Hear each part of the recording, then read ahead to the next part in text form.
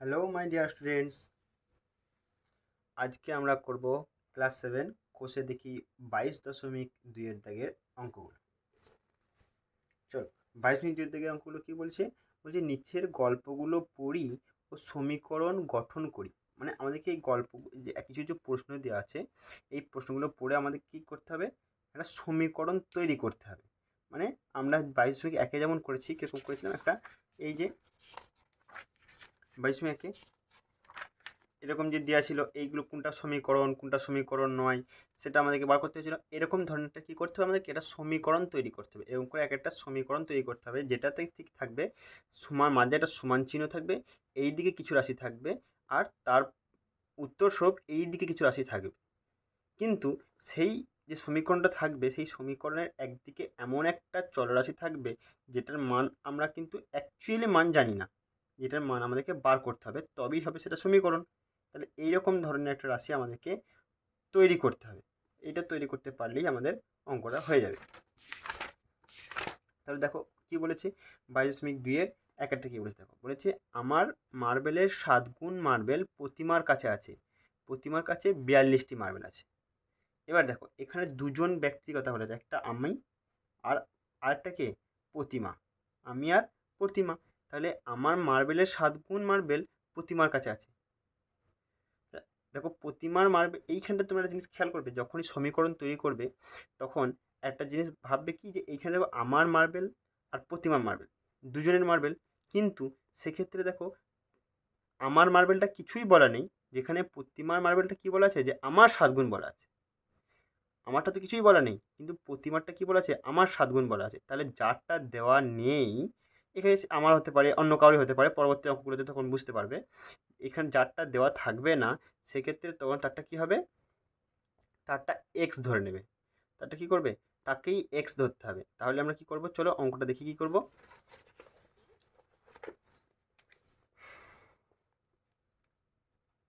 কোষে দেখি 22.2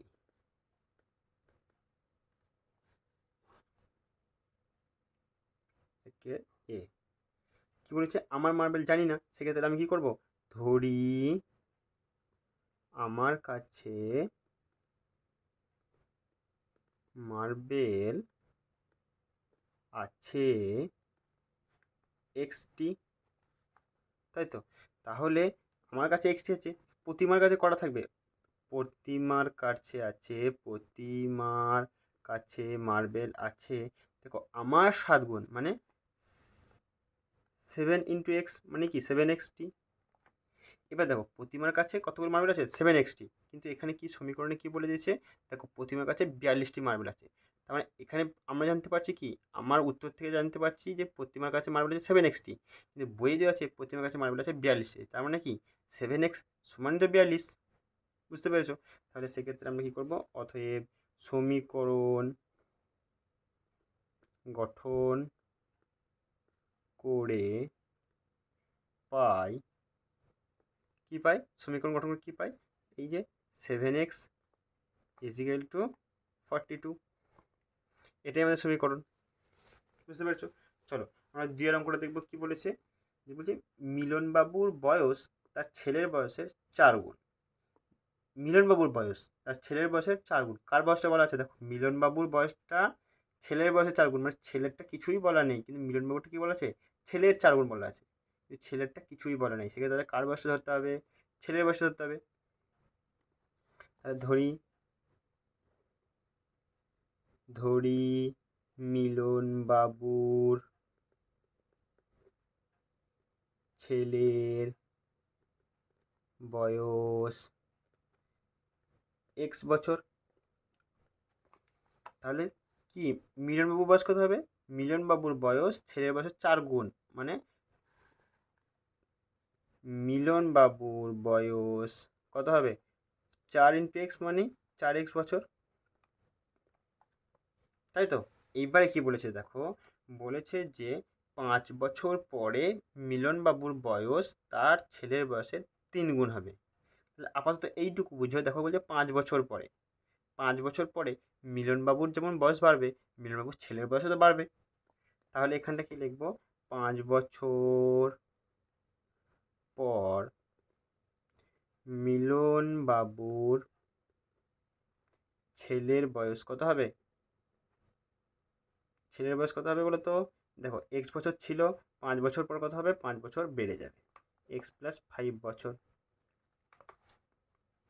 তেমনি 5 বছর পর মিলন বাবুর বয়স হবে কত? দেখো মিলন বাবুর বর্তমান বয়স তো 4x, 5 বছর পরে 4x প্লাস 5 বছর, তাই তো? 5 বছর পরে দুজনের বয়স এটা হবে, মানে ছেলের বয়স হবে এক্স প্লাস 5, আর বাবার বয়স হবে, বা মিলন বাবুর বয়স হবে 4x প্লাস 5 বছর, তাই তো? এইবারে সমীকরণটা কি করব? দেখো সমীকরণ কি করতে হবে, দেখো 5 বছর পর কি বলেছে? মিলনবাবুর বয়স, মানে এই বয়সটা তার ছেলের বয়সের 3 গুণ হবে, মানে এই বয়সের 3 গুণ, এর সঙ্গে 3 গুণ হবে, এটাই সমীকরণ। অতএব সমীকরণ গঠন করে পাই, কি পাই?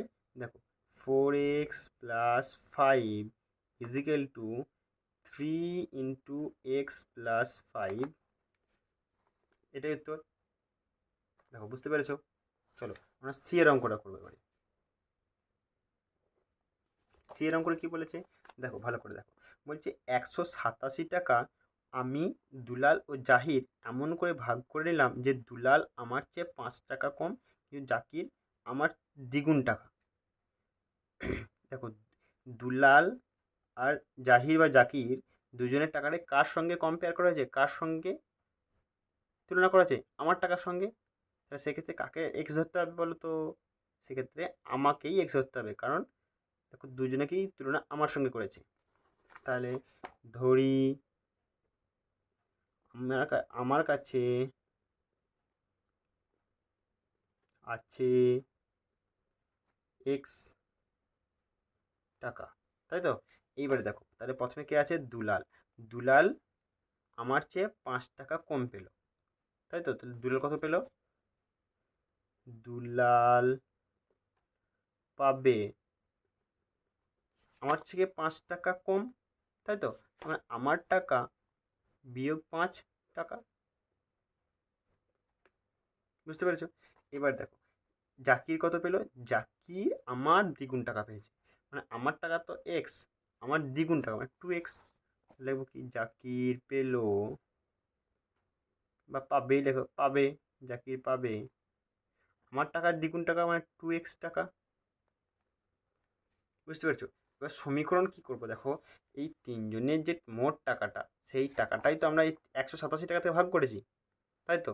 তিনজনে তো 187 টাকা থেকে ভাগ করে পেয়েছি, তাহলে এখানে কি লিখবো? অতএব সমীকরণ গঠন করে পাই কি? এক্স প্লাস এক্স বিয়োগ 5 প্লাস 2x সমান কত হবে বলো তো? 187 সমান তো 187, মানে আমার টাকা, দুলালের টাকা আর জাকিরের টাকা নিয়েই তো 187, বুঝতে পেরেছো? চলো আমরা ডি এর অঙ্কটা করবো। ডিটি কি বলেছে? বলেছে আমাদের গ্রামে 3895 জনের মধ্যে যতজন স্বাক্ষর তার চেয়ে অক্ষরহীনের সংখ্যা এতজন কম। দেখো কোনটা বলে নাই, স্বাক্ষরটা বলেই দেয়নি, কিন্তু অক্ষরহীনের সংখ্যাটা কিছু একটা বলা আছে, তাহলে কাকে ধরতে হবে? স্বাক্ষরহীনকে ধরতে হবে। দেখো স্বাক্ষরটা তো বলাই নেই, কিন্তু অক্ষরহীনের সংখ্যা কিছু কিছু বলা আছে, সেক্ষেত্রে আমরা কি করব? ধরি আমাদের গ্রামে স্বাক্ষর ব্যক্তির সংখ্যা এক্স জন, তাই তো? আর আমাদের গ্রামে নিরক্ষর বা অক্ষরহীন ব্যক্তির সংখ্যা, দেখো নিরক্ষর কি 1871 জন কম, কোন থেকে? স্বাক্ষরের থেকে, স্বাক্ষরের থেকে এতজন কম 1871, তাই তো? 1871 কম বলেছে, কম বলা মানে কি? বিয়োগ করব, বুঝতে পেরেছো? তাহলে সমীকরণ গঠন করে পাই সমীকরণ গ্রহণ করে কী পাই? দেখো এই যে স্বাক্ষর ব্যক্তির সংখ্যা আর নিরক্ষর ব্যক্তির সংখ্যা মোট যোগ করেই তো আমাদের গ্রামের মোট জনসংখ্যাটা হবে। বুঝতে পেরেছো? আমাদের এখানে মোট জনসংখ্যাটাই তো স্বাক্ষর আর অক্ষর বা নিরক্ষর ব্যক্তির সংখ্যায় নিয়েই তো এই মোট জনসংখ্যাটা। তাহলে আমরা কি করব? এক্স প্লাস এক্স বিয়োগ 1871 ইজিক্যাল টু 3895।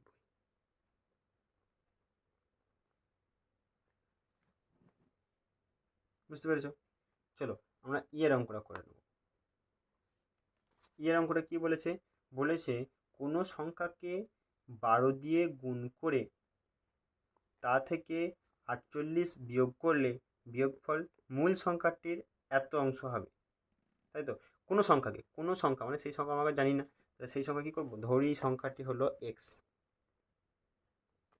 ধরি সংখ্যাটি হলো এক্স। এবার কী বলেছে দেখো, বলেছে সংখ্যাকে 12 দিয়ে গুণ করতে বলেছে।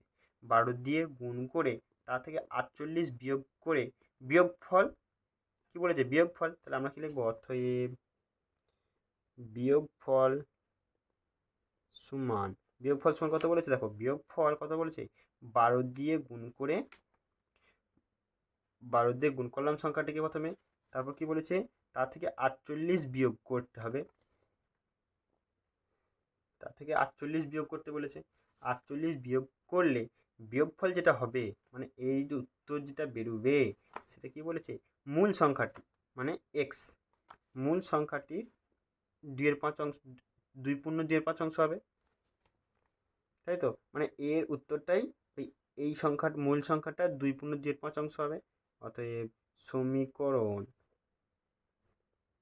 গঠন করে পাই, কি পাই? দেখো এই 12x বিয়োগ 48 সমানই কত? এক্সের 2/2/5। এইটাকে আমরা পূর্ণ ভেঙে নিতে পারি, সমান 5 দুগুণে 10 আর দিয়ে 12, তার মানে 12x/5। এটাই উত্তর। চলো আমরা এরপরে এফের অঙ্কটা করে নেব। এবারটা কি বলেছে?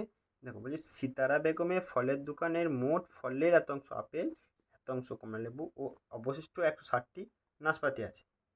তাই তো? মানে মোট ফলের এত অংশ আপেল, এত অংশ কমলালেবু আর অবশিষ্ট এত অংশ নাশপাতি আছে, মোট ফল। তাহলে মোট ফল তো আমরা জানি না, তাহলে কি লিখবো? ধরি সিতারা বেগমের মোট ফল আছে এক্সটি। বুঝতে পেরেছো? তাহলে সিতারা বেগমের কাছে আপেল আছে, আপেল কত আছে? দেখো মোট ফলের এত অংশ মানে x/3, মানে x×1/3, সে x1 করে xই হয়, x/3 টি এত অংশ কমলা লেবু। সিতারা বেগমের কাছে কমলা লেবু আছে কতটা? দেখো 2/7, মানে 2-এর সঙ্গে এক্সের গুণ বাই 7টি। এবার দেখো বলেছে বাকি অবশিষ্ট অংশটা কি? নাশপাতি, আর নাশপাতির সংখ্যা বলেছে 160টি। তার মানে এই দুটো ফল যোগ করে মোট ফল থেকে বিয়োগ করে বাকি অংশ পাবো, পাবো তো? আপেল লেবু যোগ করে যদি মোট ফল থেকে বিয়োগ করি তাহলেই নাশপাতি পাবো, আর নাশপাতির সংখ্যা আমাকে বইয়ে বলে দিয়েছে 160টি। অতএব সমীকরণ গঠন করে পাই মোট ফল থেকে আপেল আর কমলালেবু বিয়োগ করে দিলাম, সমানই 160। বুঝতে পেরেছ? চলো আমরা জি এর অঙ্কটা করে নেব। জি এর অঙ্কটা কী বলেছে? বলছে আমি একটি 2 অঙ্কের সংখ্যা লিখেছি। দেখো এই অঙ্ক, এই ধরনের অঙ্কগুলো কিন্তু খুব ইম্পর্টেন্ট অঙ্ক। কি বলছে? জি আছে একটু নেবো। জি এর অঙ্কটা কী বলেছে? বলেছে আমি একটি 2 অঙ্কের সংখ্যা লিখেছি যার একক স্থানীয় অঙ্ক এক্স কিন্তু দশক স্থানীয় অঙ্ক 5। সংখ্যাটি একক স্থানীয় অঙ্কের 11 গুণ। এই ক্ষেত্রে একটা বুঝো, তোমাদেরকে একটা উদাহরণ দিয়ে বুঝাই, দেখো ভালো করে বুঝবে। ধরো কোনো একটা সংখ্যা আমি লিখেছি 24, যার এটা একক এটা দশক। এবার 24 হওয়া মানে আমি সেটিকে ভেঙে ভেঙে যদি লিখি 20 যোগ 4 তবে 24 হয়, হয়তো। আবার আমি এটাকে যদি আরও ভেঙে লিখি 10 গুণ 2 যোগ 4, মানে এককের সংখ্যাটা কী করতে হলো যোগ, আর দশকের সংখ্যার সঙ্গে দেখো 2 গুণ করেছি, 10 গুণ করেছি, দশকের সংখ্যার সঙ্গে 10 গুণ করেছি। কারণ কি দেখো এটা 2 ঘর, এই ঘরটা 0 আর এই ঘরটা 1, এটা কত গুণ করতে হলো আমাকে 10। তেমনি শতকের ঘর যদি থাকতো, আমাকে যদি শতকের ঘরে কোনো একটা সংখ্যা তাহলে কত গুণ করতে হতো 100, হাজারের থাকলে হতো 1000। বুঝতে পেরেছো? তার মানে আমাকে দশকের ঘরের অঙ্ক বার করতে গেলে 10 দিয়ে গুণ করতে হবে, আর এককের ঘরের অঙ্কটা যোগ করতে হবে। তেমনি শতকের ঘরের অঙ্ক বার করতে গেলে আমাকে 100 দিয়ে গুণ করতে হবে। বুঝতে পেরেছো? আবার যদি অন্য কোনো উদাহরণ দিই, ধরো তোমাকে দিয়েছে 35, 35 সমান কি 3 গুণ 10 যোগ 5, দেখো 3 10 30 আর 5 35। বুঝতে পারলে? আমাদের ঠিক আছে, এই উদাহরণটা বুঝে যদি দেখো তাহলে এই অঙ্কটা করতে পারবে। তেমনি এখানে কি বলেছে দেখো, বলছে আমি একটা 2 অঙ্কের সংখ্যা লিখেছি যার একক স্থানীয় অঙ্ক কি এক্স, মানে সংখ্যাটির, এটা ধরে লিখবো না, কারণ কি আমাদেরকে বলেই দিয়েছে একক স্থানীয় অঙ্ক এক্স। সংখ্যাটির একক স্থানীয় অঙ্কটি এক্স, তাই তো? একক স্থানীয় অঙ্কটি হলো এক্স। এবার কি বলেছে, কিন্তু দশক স্থানীয় অঙ্ক 5, সংখ্যাটির দশক স্থানীয় অঙ্ক 5, তাই তো? অতএব সংখ্যাটি হলো, সংখ্যাটি কত হবে দেখো, দশক স্থানীয় অঙ্ক মানে তার সঙ্গে 10 গুণ দিয়ে একক স্থানীয় অঙ্ক, তাই তো? সমান 10 5 50 যোগ এক্স, এইটা হচ্ছে আমার সংখ্যাটা। বুঝতে পেরেছো? এবার দেখো সংখ্যাটি একক স্থানীয় অঙ্কের 11 গুণ, মানে একক স্থানীয় অঙ্কের 11 গুণ, মানে এক্সের 11 গুণ। অতএব সমীকরণ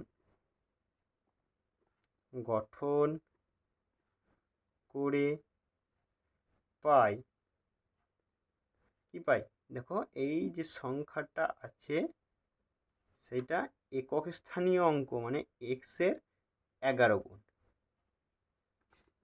বুঝতে পারলে? এর উত্তর। চলো আমরা এইচের অঙ্কটা করে নেব। বলছি দীপ্তার্ক একটা 3 অঙ্কের সংখ্যা লিখেছে, দেখো এক্ষুনি যেটা উদাহরণ দিলাম সেইটাই চলেছে। বলছে 3 অঙ্কের সংখ্যা লিখেছে যার শতক স্থানীয় অঙ্ক ওয়াই, মানে আমি এখানে রাফে করছি দেখো, একক দশক শতক। শতক স্থানীয় অঙ্ক বলেছে ওয়াই, দশক স্থানীয় অঙ্ক 7, আর একক স্থানীয় অঙ্ক 0, তাই তো? তাহলে সংখ্যাটি শতক স্থানীয় অঙ্কের 114 গুণ। সংখ্যাটি শতক স্থানীয় অঙ্কের 114 গুণ, মানে ওয়াই এর 114, মানে সংখ্যাটি আমার এরকম। কিন্তু আবার এই সংখ্যাটা যে উত্তর বেরোবার কথা সেটা কত হবে, ওয়াই এর 114 গুণ, মানে 114 ওয়াই। তাহলে ওয়াই 70 ইজিক্যাল টু 114 ওয়াই, তাই তো? এটাই বলবে তোমরা না, কারণ কি দেখো শতক স্থানীয় অঙ্ক মানে কি বললাম, শতক স্থানীয় অঙ্ক মানে কি বলেছি যে 100 দিয়ে গুণ, দশক স্থানীয় অঙ্ক মানে 10 দিয়ে গুণ, আর একক স্থানীয় অঙ্ক মানে সেটা যোগ হয়। তাহলে এটা আমি লিখে দিয়ে করবো একক স্থানীয়